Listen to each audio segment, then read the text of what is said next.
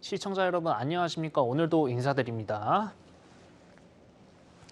자, 우리가 그래서 지난주랑 지지난주 1주 전이나 2주 전에 절대가치평가법, 상대가치평가법에 대해서 빡세게 한번 달려봤습니다. 그래서 이제 그 부분에 대해서 오늘 좀 총정리 겸 이제 조금 연습 문제를 한번 풀어보면서 이제 진짜로 여러분들 걸로 제가 좀 체득을 시켜드리고자 좀 이번 5강을 준비를 해봤습니다. 네, 그래서 지난 시간에는 이렇게 PER, PBR, PSR, EV에 있다 이렇게 얘기를 했습니다. 우리는 이제 처음에 이제 PER에 대한 이해를 했죠. 이거에 대해서 우리는 흔히 알고 있었던 그런 개념이었지만 여기에 우리는 뭘 했다? 배당이랑 관점을 추가를 해서 뭐 두 개의 케이스를 한번 살펴봤습니다. 기억나실 겁니다. 그리고 그 다음에 이제 PBR에 대한 이해도 같이 했습니다. PER만 하면 됐었는데 왜 PBR까지 왜 했나요? 이것도 기억나실 겁니다. PER 기준, 얘는 이제 이익 기준이잖아요. 이게 이익이니까 이익이 이렇게 들쭉날쭉하면 그거에 대한 좀 보정이 필요하다. 그래서 이익이 들쭉날쭉하면 이제 PER 밴드 보는데도 그렇게 불편하지만 PBR, 즉 얘는 이제 자본, 순자산, 자본의 관점이기 때문에 자본이 많이 역성장이 아닌 이상 자본이 많이 쌓이냐 조금 쌓이냐 그런 차이일 뿐이기 때문에 얘가 보는데 좀 더 용이하다. 특히 시클리컬 기업들, 이제 경기의 사이클을 타는 시클리컬 이제 그런 기업들, 그런 산업의 이제 PBR 밸류에이션을 보면 좀 더 용이하다. 이렇게 말씀드리면서 이거 두 개에 대해서 좀 많이 말씀드렸습니다. 그리고 제가 이 두 부분에 대해서는 조금 빨리 지나갔죠.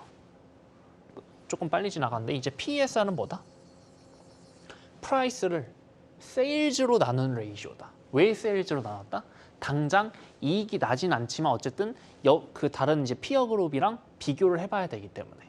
그럼 당장 이익이 안 나지만 이런 걸 왜 합니까? 당장 이익이 안 난다는 거는 박리담회로 지금 많이 팔아서 지금 시장을 잠식해 나가는 과정일 수 있다. 그렇게 해서 시장을 잠식해 나가고 그 기업이 시장을 잠식해서 거의 독과점 기업이 된다면 사람들은 이제 그 회사의 제품만 쓸 수밖에 없죠. 그러면 그 회사는 이제 그때부터 판가를 올려서 그동안 손해봤던 마진들을 한 방에 다 복구시키는 그런 경영 전략을 세울 것이다. 그러다 보니까 초기 단계에 있는 무형제 기업, 가장 대표적인 게 플랫폼 기업이라고 말씀드렸죠.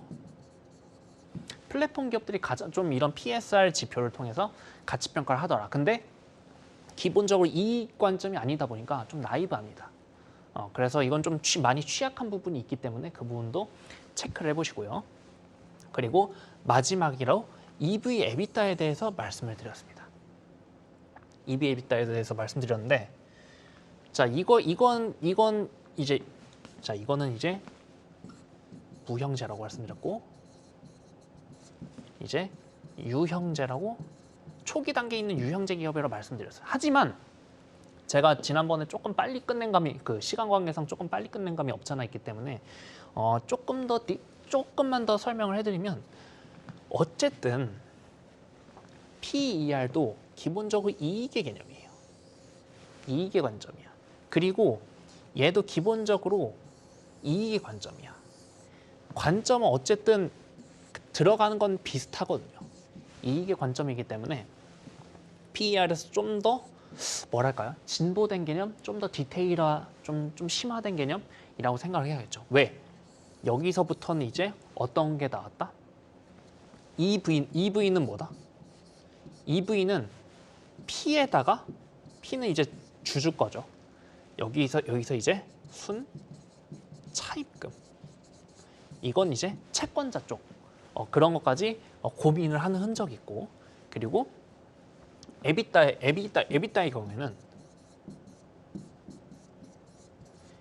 경우에는 이건 이제 이익인데, 근데 이 DA 이거는 감가상각비라는 비현금 비용의 개념까지 보정이 들어갔기 때문에 PER 단순히 손익계산서에 보이는 그 순이익만으로 계산한 PER보다는 아무래도 EV/EBITDA가 좀 더 심화되고 디테일한 개념이다. 이렇게 말씀을 드렸습니다, 제가. 그래서 자, 여기서 하나만 더 말씀드릴게요. 자, 지난 시간에 에빗에 대해서 그러면 잠깐만요. earnings before interest and tax잖아요. 그러니까 법인세 및 세금이 텍스, 법인세 및 이자 차감 전, before니까 전 이익이잖아. 그럼 이거는 영업이익입니까? 영업이익입니까? 이런 질문이 나올 수가 있거든요. 엄밀히 말하면 영업이익은 아닙니다. 하지만 영업이익이랑 비슷합니다. 거의 비슷합니다. 거의 비슷합니다. 왜 비슷하냐면 자, 우리가 맨 위에 손익계산서 보면 매출이 맨 위에 올라가죠. 그리고 여기서 매출 원가를 빼면요. 그럼 뭐가 나오죠? 매출 총 이익이 나오죠. 그죠? 매출 총이익에서 판관비를 뺍니다. 판관비를 빼면 뭐가 나오죠? 여기서부터 이제 영업이익이 나오죠. 자, 여기서부터 포인트예요. 영업이익이 나오고요. 여기서 영업 외 손익. 가장 대표적인 게 뭐가 있죠? 영업의 손익. 뭐 이제 이자 비용을 나간 돈 내지는 들어온 돈. 이런 거는 영업 활동을 통해서 발생한 게 아니잖아. 그런 것들. 그리고 여기에 세금. 이것까지 다 끝내야 순이익이잖아. 그러면 이건 영업이익이 아닙니까? 아니죠. 영업의 손익에 또 가장 대표적인 게 뭐가 들어가냐면 지분법 이익이 들어가거든. 그거에 대해서 다시 더해주는 건 아니거든요. 그래서 영업이익이랑 비슷하다고 했지 같다고는 안 했습니다. 하지만 그냥 실무 어쨌든 이 영업이익이랑 에비타랑 실제 계산을 해보면 그 차이가 그렇게 우리가 다루는 종목들이나 섹터는 그렇게 드라마틱하지 않을 거예요. 그러니까 편의상 그냥 자, 한 번 더 강조드리지만 편의상 그냥 영업이익이라고 간주를 하시면 됩니다. 간주 편의상입니다. 한 번 더 강조드리지만 에비타는 영업이익이 아니지만 편의상 그렇게 간주해도 됩니다. 에빗이 그렇게 에빗을 영업이익이라고 간주를 하시고 그 값에다가 상각비를 더하시면 그게 바로 에비타다. 이렇게 말씀드리겠습니다. 이 부분에 대해서 제가 지난주에 그 설명 시간이 조금 짧았기 때문에 이 부분에 대해서는 좀 자세히 말씀 못 드렸거든요. 그래서 이번 시간에 조금 더 보충해서 설명을 드린 겁니다. 아셨죠? 다시 한번 말씀드리지만 EV는 뭐다? EV는 이제 여기 시총에다가 순차입 더한 거고, 그리고 에비타는 뭐다? 영업이익 비슷한 값에다가 그냥 편의상 영업이익에다가 DA 감가상각비, 무형자산 상각비, 유형자산 상각비 모두 더한 값을 에비타라고. 에빗이 영업이랑 비슷한 내용이니까 이렇게 한 번 더 강조를 드리면서 이 슬라이드는 넘어가겠습니다. 자, 그래서 지난 시간은 우리 이것들을 한번 배웠습니다. 오케이? 자, 그러면 이제 이번 시간의 학습 목표 절대가치평가법 간단하게 한 번 더 복습할 거고요. 상대가치평가법 간단하게 한 번 더 복습할 거고, 여기서 이제 연습 문제를 한번 풀어볼 겁니다. 이거를 풀어야 다음 강 6강이 이제 본격적으로 실전이거든요. 여기 실전이 적용이 됩니다. 이거를 이제 우리는 풀 줄 알아야. 오케이? 그래서 오늘 이렇게 세 가지 한번 가보도록 하겠습니다. 그래서 오늘 총정리 시간이니까 오늘은 정말 중요합니다. 물론 지난 시간도 중요했고 지지난 시간도 중요했지만 그걸 한 번 더 한 큐에, 오늘 1시간 한 큐에 총정리를 해드리는 거야. 중요한 날이니까 오늘 영상은 진짜 두고두고 보시면 더 좋을 것 같습니다. 아셨죠? 자, 워닝. 자, 이건 이제 오늘만큼은 좀 간단하게 그냥 넘어가겠습니다. 어쨌든 이 강의는 중급자용입니다. 여러분들이 좀 이 내용이 익숙하지 않으시거나 어려우시면 그건 당연한 거예요. 왜냐하면 이 내용 자체가 되게 일단은 기본적으로 대학교 1학년 뭐 경영대생, 경제학과생 그 내용을 아우르는 개념일 뿐더러 기본적으로 이런 가치평가에 대해서 여러분들이 심도 깊게 공부를 해보신 적이 아마 없으실 거기 때문에 어렵게 느껴지시는 게 당연하겠지만 제가 말씀드렸죠. 공부는 어렵게 하지만 제대로 확실하게. 오케이? 초급자분들은 초급 내용 꼭 선행을 해주시기 바랍니다. 초급 내용은 별도의 강의는 참고해 주시고요. 자, 한 번 더 강조드립니다. 가격표는 우리가 붙이는 겁니다. 여러분, 가격표는 우리가 붙이는 겁니다. 가격표는. 우리가 원하는 거는 내일 거니까. 내일의 전망, 내일의 숫자. 요게 이제 내일의 주가를 결정한다. 우리는 내일이 가장 중요해. 우리는 내일이 가장 중요합니다. 아셨죠? 과거 거 이제는 그냥 신경 쓰지 마세요. 그래서 공식을 가르쳐주는 거는 강사의 몫입니다. 하지만 가르쳐준 공식에 숫자를 대입해서 문제를 푸는 거는 학생들, 즉 여러분들의 몫입니다. 수험장에 가서 우리가 직접 푸는 거니까요. 그래서 정답이 없어요. 계속 강조드리지만 정답이 없고 이 정답이 없는 이유를 이제 다음 강의부터 더 본격적으로 말씀드릴 겁니다. 왜 정답이 없다고 5강 내내 얘기를 했는지 한중현이 왜 밸류에이션엔 정답이 없는지 벌써 이제 우리가 5주차잖아요. 5주차 내내 얘기한 이유가 있을 거냐. 그거에 대해서 이제 다음 시간부터 말씀을 드릴 거예요. 그래서 공식에 본인이 직접 숫자를 대입해서 직접 가치평가를 해야 됩니다. 어떤 공식에 어떤 숫자를 직접 대입할지 우리 같이 한번 찾아가 보는 겁니다. 아셨죠? 자, 그러면 이제 본격적으로 복습을 시작해 보도록 하겠습니다. 자, 첫 번째 절대가치평가법입니다. 자, DDM부터 시작할게요. 자, 그리고 지난 시간에도 말씀드렸지만 이 절대가치평가법에서 여기서 나와야 되는 개념은 뭐다? 화폐의 시간가치다. 타임 밸류 오브 머니. 화폐의 시간가치, 여기서부터 절대가치평가법이 모든 게 시작이 된다. 그리고 이 화폐의 시간가치 개념은 1 플러스 R을 곱해주느냐, 이건 미래 거죠. 미래 걸 땡겨오려면 나눠주느냐, 이거를 미래 거 1년 뒤 걸 하려면 1, 2년 뒤에 걸 하려면 제곱, 뭐 이렇게 등등등. 자, 기억이 나실 겁니다. 그래서 여기서 한 번 더 말씀드리면 퓨처 밸류는 프레젠트 밸류 곱하기 1 플러스 R의 n승이다. 이거 다들 기억 나실 겁니다. 오케이? 여기서부터 이제 절대가치평가법을 시작을 해보겠습니다. 그래서 첫 번째 DDM부터 시작합니다. 지난주에도 말씀드렸지만 중요한 내용이니 계속 반복해서 말씀드리는 겁니다. 대전제는 뭐다? 주식은 기본적으로 영구채권이다. 존버 윌리엄스 교수님이 말씀하신, 존버 윌리엄스 교수님이 1938년에 말씀하신 주식은 기본적으로 영구채권이기 때문에 주식의 가치는 채권의 가치가 뭔가요? 채권의 가치는 영구채권의 가치는 영구적으로 이제 이자가 들어오는 거에 대한 그 이자의 총합이 이제 그 채권의 가치겠죠. 그거랑 똑같이 그러면 주식은 뭐다? 영구적으로 배당이 들어오는 배당금에 대한 그거에 대한 총합이 그 주식의 가치다. 그게 바로 대전제 조건이다. 제가 이거는 2주 전에도 그리고 지난주에도 말씀을 드렸습니다. 오케이? 그러면 자, 기업의 일정한 성장이 필요하고요. 이거에 필요하고 그리고 기업의 일정한 배당이 필요하다. 하지만 이 부분은 실질적으로 불가능하다.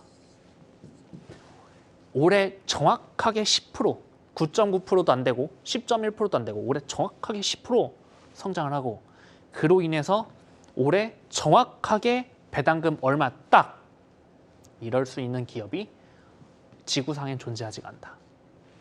실질적으로 불가능하다. 그럼에도 불구하고 이 DDM이 의미가 있는 이유. DDM의 의의는 뭐다? 자산가격 산정 모형에 대한 기초 이론을 다졌다, 정립을 했다. 거기서 의의가 있는 겁니다. 여기서 의의가 있는 겁니다. 자, 그리고 그래서 이걸 통해서 배당, 할인율, 성장률 이 세 가지 팩터로 주가를 이해하려고 했다. P를 계산하려고 했다. 이거에 대한 최초의 시도가 바로 DDA입니다. 항상 최초의 시도는 늘 가치가 있기 마련이죠. 그게 바로 제가 맨 처음에 말씀드린 가치평가 중에서도 절대가치평가, 상대가치평가 그 중에서도 가장 먼저 말씀드린 DDM의 개념입니다. 자, 그럼 이제 RIM 해야죠. RIM 해야죠.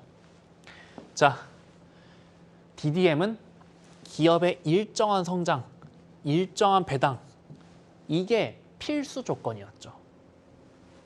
기업의 일정한 성장 G, 기업의 일정한 배당 D 이게 필수 조건이었어. 하지만 RIM 들어와서는 필요 없게 됐다.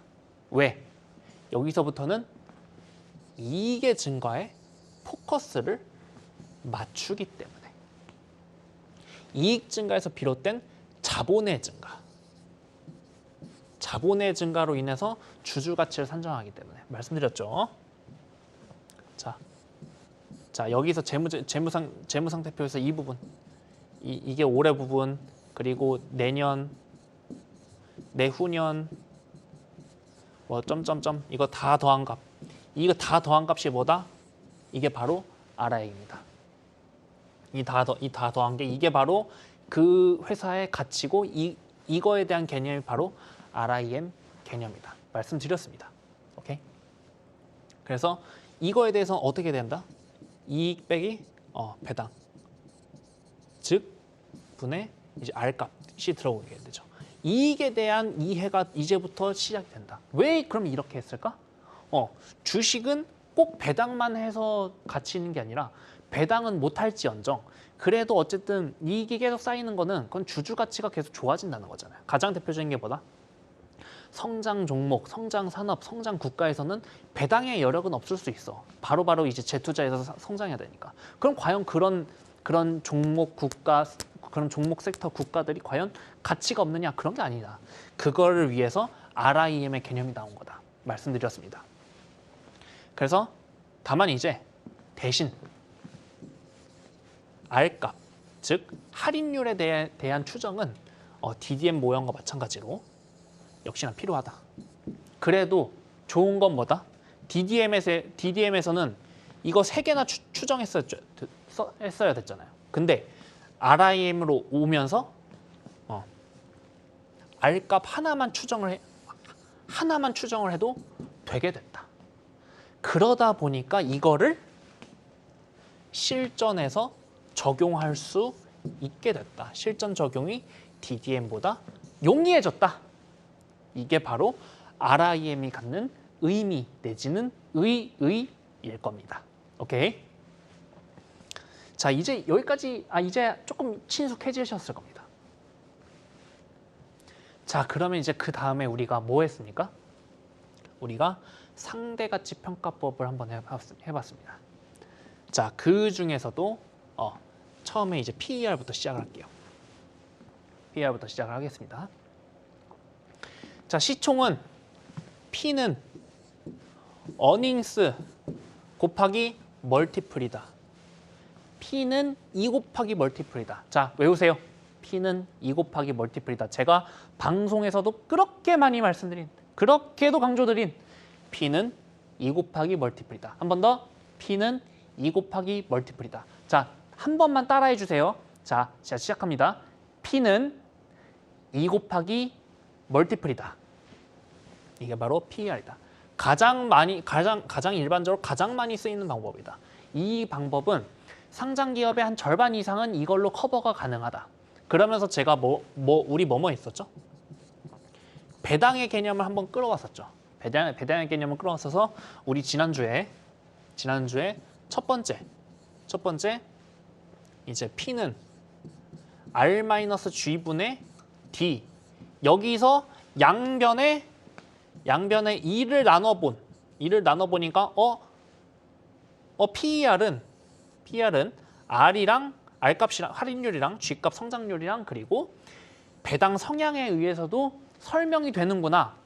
PER은 할인율과 성장률과 배당 성향에 대해서도 배당 성향으로도 설명이 가능하구나. 첫 번째 관점 제시해드렸고요. 두 번째 관점 뭐 제시해드렸죠? 두 번째 관점 PER 여기다 양변에 그 위아래로 D값을 나눠서 계산을 해드렸죠. 그래서 이게 이제 PER이니까요. 이게 PER이니까요. 그래서 이거는 이제 결국 이제 이걸 다 바꾸고 생략을 하면 어떻게 된다?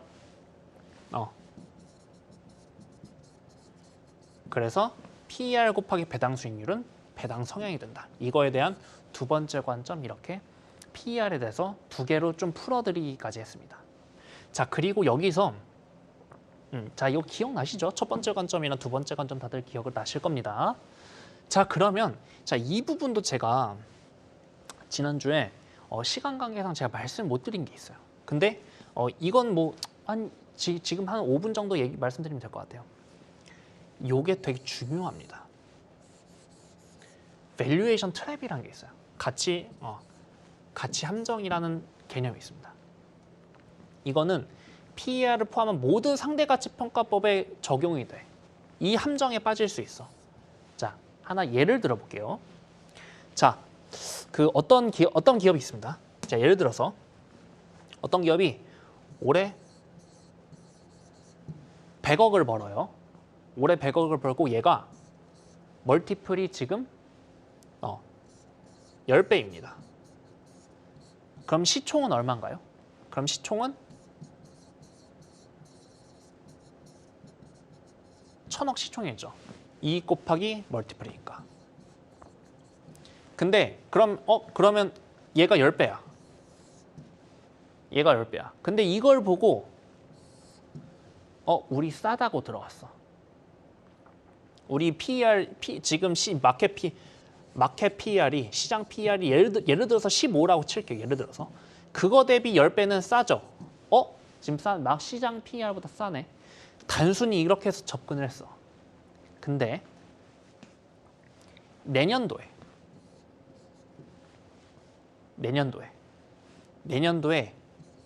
이익이 반토막이 났다고 가정을 해볼게요. 시총은 그대로라고 가정을 해볼게요. 그러면 PER은 얼마가 됩니까? 이 PER 값은 20배로 늘어납니다. 이 이익의 값이 내려간 만큼 멀티플의 값은 올라가겠죠. 왜? 이익 곱하기 멀티플이 주가니까. 주가가 그대로라고 가정을 하면 이익이 반토막 나면 멀티플은 2배로 올라갑니다. 여기서 힌트 다 나왔습니다. 우리 작년에는 10배가 마켓 PER 대비 싸다고 해서 접근했는데 내년 보니까 비싸지네.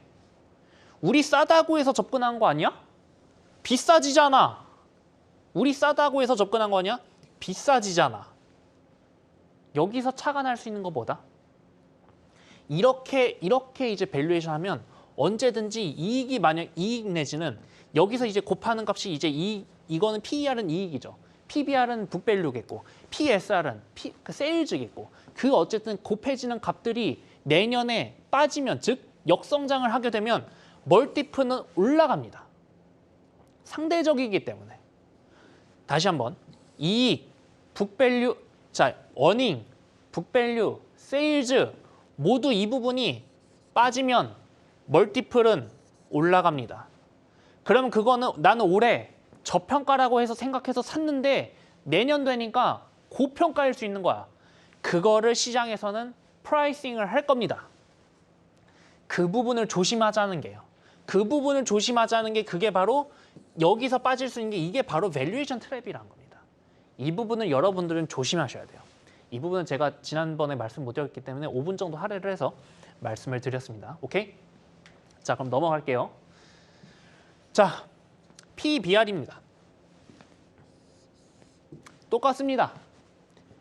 P는 PR은 뭐였다고? 2였잖아요. 이거 2 대신 B입니다. B 곱하기 멀티플입니다. 우리 PBR 왜 쓴다고? PER로도 대부분 다 커버가 되지만 PBR은 왜 쓴다고? 이익 사이클이 들쭉날쭉한 경우. 예로 뭐로 들었죠? 뭐 건설업, 뭐 조선, 뭐 이런 수주 산업들. 이날 땡 이만큼 이익 보고 이걸로 내년 내후년 이만큼 먹고 살고. 그 다음에 이만큼 수주 받아서 이걸로 먹고 살고. 이런 것들. 왜냐하면 수주를 맨날 이렇게 받을 수는 없으니까, 물리적으로 이렇게 매일 이렇게 받을 수는 없으니까, 이건 말이 안 되니까. 이런 수주 기업에 대해서 제가 예를 들으면서 말씀을 드렸습니다. 이 경우에 대해서는 들쭉날쭉하기 때문에, 그리고 여기에 제가 지난주에 말씀 안 드렸지만 하나 더, 이익보다 순자산을 더 봐야 하는 경우도 있겠죠.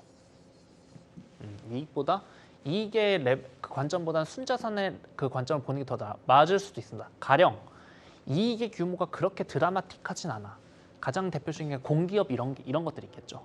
뭐 한전, 뭐 한국가스공사, 내지는 아니면 그 고객들의 돈을 받아서 그걸 운용을 하거나 어쨌든 굴리는 금융업들, 특히 이제 은행, 예대마진 먹는 애들. 얘네들은 오히려 이익보다는 이 이익이 뭐예요? 이 이익이 이제 손익계산서잖아요. 손익계산서 사이드보다는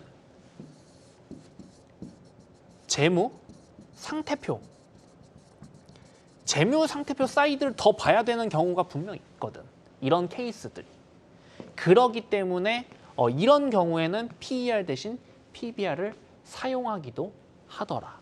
좀 이렇게 지난주에 말씀드리면서, 그래서 여기서 PER이랑 PBR을 묶어서 ROE의 관점까지 한번 고민을 할 수가 있다. 제가 이것까지 말씀드렸어요. 이거 기억나시죠?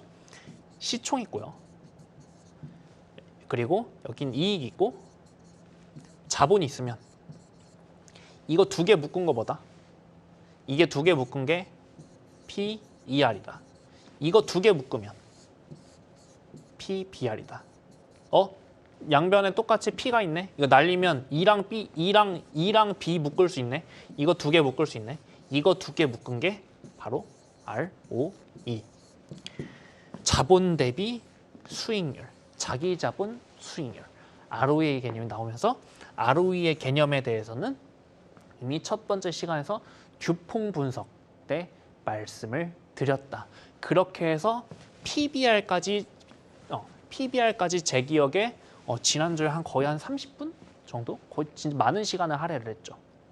그래서 PER이랑 PBR 두 개로 이미 여러분들은 상장기업의 대부분의 상대가치 평가를 커버를 할 수가 있다. 이렇게 제가 말씀을 드렸습니다.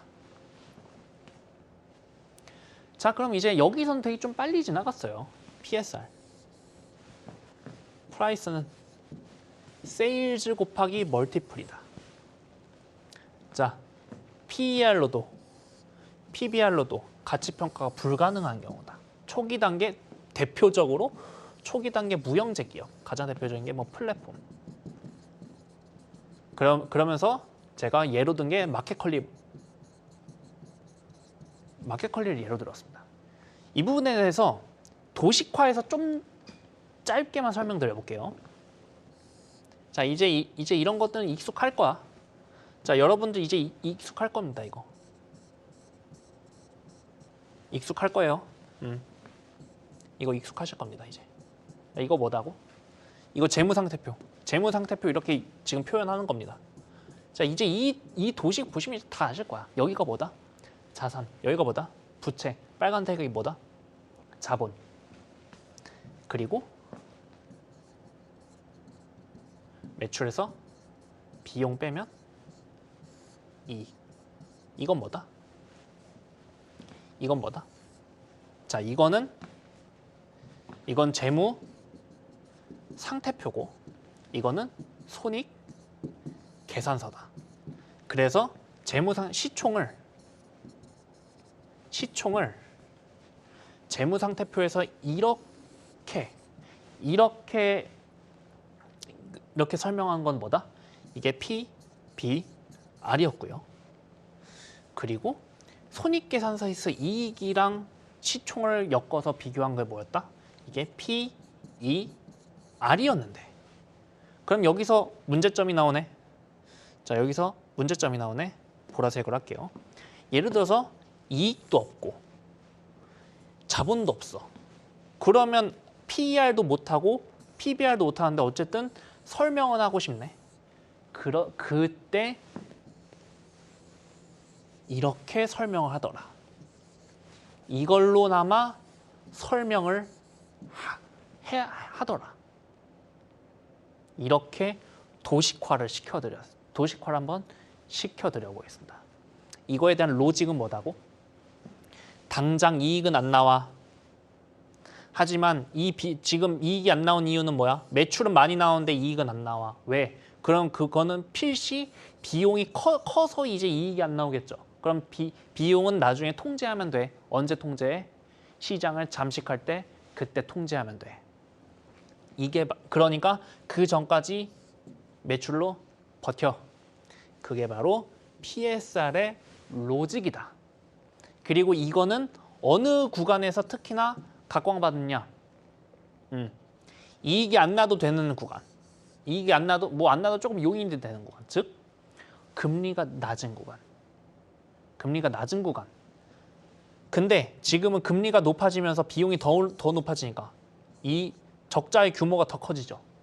그러면서 여기서 못 버티고 넘어지는 기업들이 많아지니까 그래서 이제는 PSR로 밸류에이션 평가를 했던 소위 이제 초기 단계 플랫폼 기업들 내지는 이제 뭐 대부분의 유니콘 기업들, 우리나라로 치면 마켓컬리도 있을 수 있겠고 되게 많겠죠. 그런 종목들이 뭐 이익을 못 내는 그런 플랫폼 기업들에 대한 가치가 많이 후두둑 떨어졌을 겁니다. 뭐 유니콘 뭐 1조, 2조, 뭐 2조 밸류, 3조 밸류 그 중에 이익 못 냈던 애들은 이 칼바람에서 다 살아남지 못했다.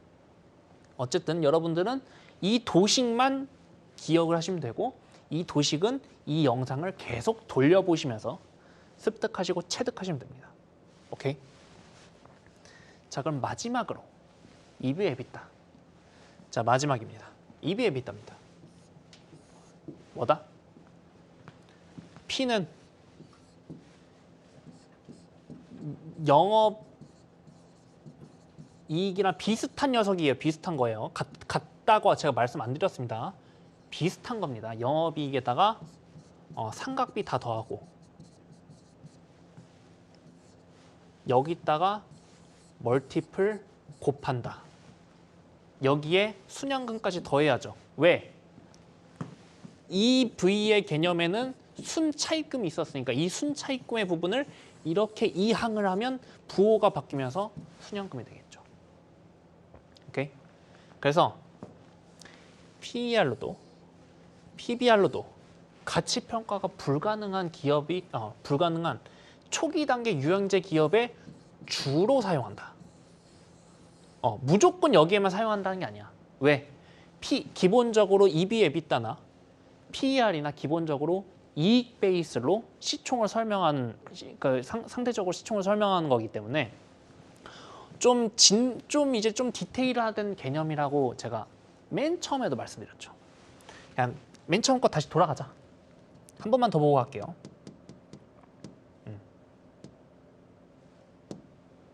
자, EV, EBITDA 잘 기억나시죠? 이제 맨 처음에 우리 했던 겁니다. 이걸로 한 번 더 설명드릴게요. 이걸로 한 번 더 설명드리겠습니다. 자, EV는 뭐다? 시총에다가 순차입금을 더한 거다. 이거를 옆으로 이게 이제 EV니까 시총만 남기려면 이거를 이항을 해야겠죠. 오른쪽 항으로. 그러면 마이너스가 순차입금 마이너스 순차입금보다 그게 순양금이다. 여기 이제 EBIT은 뭐다? 영업이익이랑 비슷한 녀석이다. 정확히는 같진 않지만 비슷하다. 비슷하다. 그리고 DA 여기에 유형자산 삼각비, 무형자산 삼각비. 이 DA를 더하면 이게 바로 에비타다. 이렇게 한번 말씀을 드려봤습니다. 그래서 이 개념 덕분에 PER보다 좀 더 정교하고요. 그래서 실무적으로 이거를 언제 좀 많이 쓰이냐면 PER은 좀 일반 우리가 좀 매매할 때 많이 쓰입니다만 이건 이제 본격적으로 기업을 M&A 할 때 좀 더 많이 쓰입니다. 실무적인 거예요. 이거는 그냥 뭐 그냥 넘어가시면 됩니다. 어쨌든 이 개념만 여러분들은 가져가시면 됩니다. 오케이? 자, 그러면 자 이제 대망의 연습 문제 풀이입니다. 이것까지 하셔야 이제 우리가 다음 6강부터 본격적으로 실전에 들어가거든요. 6강부터 우리가 커리큘럼이 본격적으로 실전이에요. 실전 들어가기 전 마지막 담금질이라고 생각을 하시면 됩니다. 실전 들어가기 전 마지막 담금질. 자, 그러면 간단하게 하나씩 살펴보도록 하겠습니다. 첫 번째 문제입니다. 이 기업의 적정 주가를 DDM으로 구하면 DDM의 공식은 뭐였다? DDM의 공식은 뭐였다? P는 R-G분의 D다. DDM의 공식이었죠. 자, 이제 DDM을 구하면 이렇게 공식들을 머릿속에 빨리 이제 생각을 하시면 되는 겁니다. 그럼 이제 R 값은 뭐죠? R 값 뭐다? 할인율 있네. 이거 R이죠. 자, 성장률 있네. 이거 G죠. 배당금 있네. 이거 D죠. 그럼 이거를 각각 넣으면 돼요. 1000.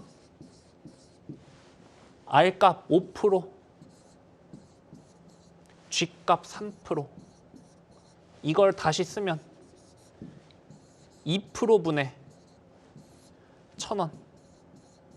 5 빼기 3%니까 2%죠. 2%는 뭐야? 0.02죠. 0.02분의 1000. 0 두 칸 움직이면 얘도 두 개 늘어나죠. 2랑 하면 5죠. 이렇게 맞죠? 5만인가요? 이거 맞나요? 맞을 겁니다. 다시 한번 확인해 볼게요. 2분의 하나, 둘, 셋. 이렇게 해서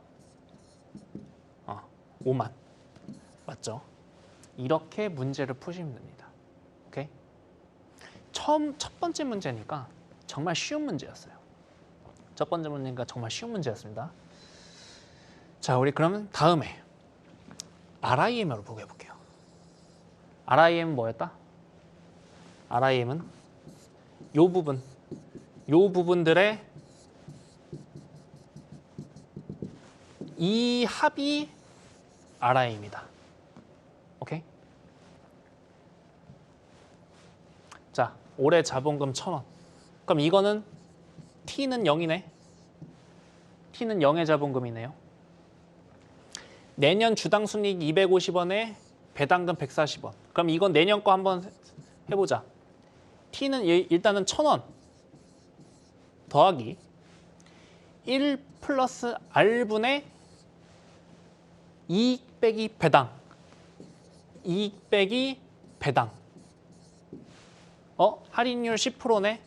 그럼 R은 0.1이네. 그럼 여기는 1.1이겠네요. 더하기 그 다음 내후년 주당 순이익은 360원, 배당은 250원. 그러면 여기도 1 플러스 1.1의 제곱이겠죠? 이게 1.1이니까 이게 내년도 똑같으니까 1.1의 제곱분의 여기 또 110일 겁니다. 이것도 110이고요.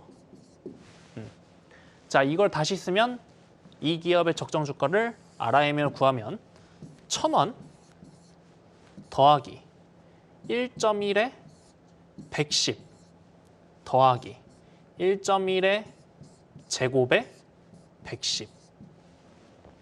이거 세 개 더한 값이 이 기업의 적정 주가겠죠. 이제 적용하시는 방법이 좀 이해가 가십니까? 적용하는 방법이. 그래서 뭐 이거 간단하게 해볼까요? 뭐 이거 소수점 옆으로 옮기고 그리고 이거 된 다음에 이거 11 나누면 이거 100 될 거고요. 100 맞죠? 100 될 거고요. 그리고 이것도 11 나누면 1.1분의 자 10 되고 1.1분의 돌아갈게요. 1.1분의 10 뭐 이렇게 되겠죠. 여기에 이제 10이 아니라 100이겠죠. 하나 더 한 칸 옮겼으니까.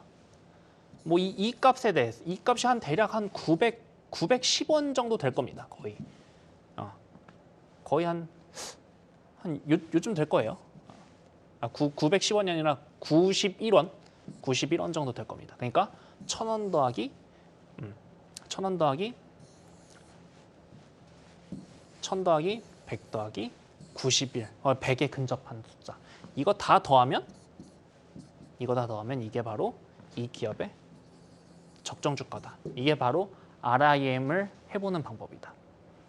여기서 힌트가 이미 나왔습니다. 이 할인율을 과연 나는 얼마로 줄 것인가? 실전에 적용할 때 난 이 할인율을 얼마로 적용할 것인가? 이 부분이 포인트일 거예요. 오케이? 이 부분을 높이면 높일수록 보수적이 될 거고요. 이 부분을 낮추면 낮출수록 좀 낙관적으로 되겠죠.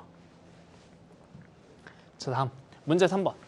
배당에 포커스를 맞춘 절대가치 평가법은 RIM이고 이익에 포커스를 맞춘 절대가치 평가법은 DDM이다. 정답은 뭐다? 하나, 둘, 셋. X죠. 반대죠. 서로 바뀌었죠. 배당에 포커스를 맞춘 거는 그게 DDM이고요. 여기서 한 단계 진보된 게 RIM이니까. 이익에 포커스를 맞춘 한 단계 진보된 관점이니까. 정답은 X였습니다. 뭐 이건 쉬웠죠. 자, RIM도 DDM과 마찬가지로 뭐에 대한 추정이 필요하다? 정답은 할인율, 즉 R값에 대한 추정이 필요하다. 이거 하나는 꼭 필요하다. 오케이? 자, 문제 5번 이제 PER입니다. 자, 이건 쉬우니까 빨리빨리 넘어갈게요. 자, 올해 예상이익 현재 시총 2천억. 그럼 이 기업의 PER은 멀티플은 몇 배다? 멀티플은 20배다. 멀티플 20배, 그죠? 100 곱하기 20이 2천이니까. 자, 올해 예상이익이 200억에 멀티플 30배다. 그럼 예상 시총은 6천억이다. 이거 두 개 곱하면 되니까. 다시 한번 P는 2 곱하기 멀티플이다. 이거 그대로 적용하시면 됩니다. 오케이? 자, 세 번째. 배당 성향, 우리 이것도 했죠. 배당 성향 30%, 할인율 5%, 성장률 2%. 이 기업의 PER은 5% 빼기 2% 분의 30%죠. 왜? 양변의 이 값으로 나눠서 배당 성향이 나왔으니까. 그럼 이거는 3%분의 30%니까 이 기업의 PER은 몇 배다? 10배. 자, 마지막 PER 문제. 배당 성향 30%, 배당 수익률 5%. 이 기업의 PER은 배당 수익률 곱하기 PER이 배당 성향이라고 했죠. 그러니까 PER은 6배다. 오케이? 이렇게 적용을 하시면 되는 겁니다. 자, PBR입니다. 자, 자산 1,000억, 부채 200억이네요. 자, 그럼 순자산 얼마야? 이거 두 개 빼야죠.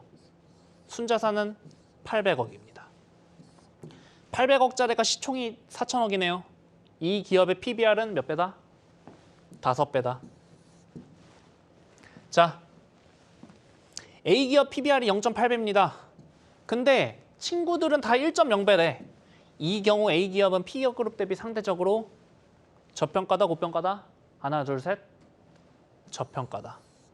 멀티플이 낮잖아요. 저평가죠.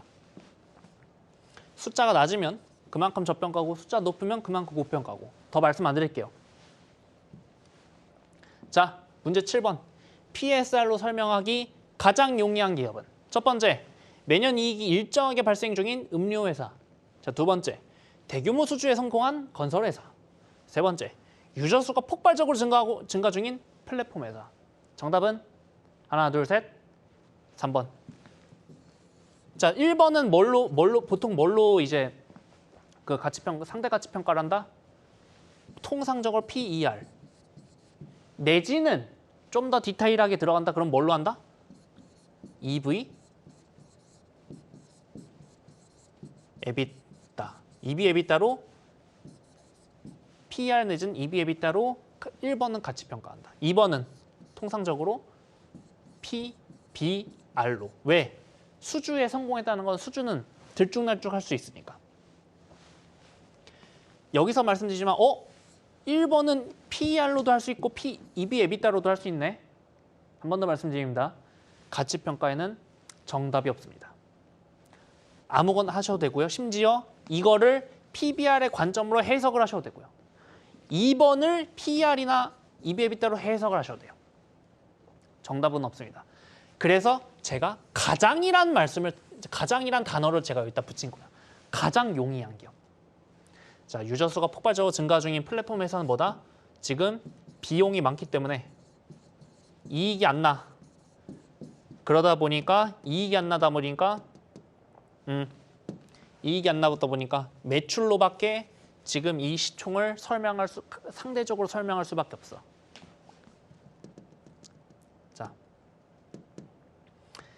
자, 8번 EV, EBITDA죠. 마지막 문제입니다. 가보겠습니다. 올해 예상이익. 자, 이익은 뭐다? 이거 이익 뭐라고? 는이 아니라 유사하다. 영업이익이랑. 이게 바로 EBIT의 개념입니다. Earnings Before Interest and Tax. 예상이익이 4천억이다. 감가상각비 DA죠. DA가 1,000억입니다. 더해야죠. EBITDA를 구하려면 더해야죠. before는 전이잖아. 차감이 됐으니까 차감되기 전에는 뭐예요? 더해야죠. 더하면 이거 2개 더하면 5천억이죠. 순연금 1조네요. 그러면 이것까지 하면 1.5조네요. 시총이 15조네요. 지금 멀티플 배수 몇 배다? 그러면 10배다. 이렇게 하면 돼요, 안 돼요? 마지막 문제니까 제가 트릭을 넣은 겁니다. 이렇게 하면 돼요, 안 돼요? 안 되죠. 왜? 순연금까지 왜 더해? 순연금까지 왜 더해? 다시 식을 써보겠습니다. 자, EV는 시총 더하기 순차입 EV. 여기 이거를 이제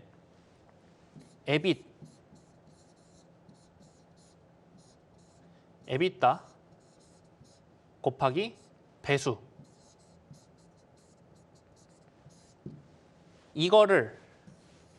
이걸로 이항을 해야 되잖아요. 그러면 이걸 이항을 하면 이게 여기서 순차입이 없어지고 여기서 순현금이 되니까 이 값이 5천이고요. 시총이 지금 15조잖아요. 그러면 순연금 1조, 11조, 14조. 그러면 5천억의 몇 배가 14조다. 5천억의 몇 배가?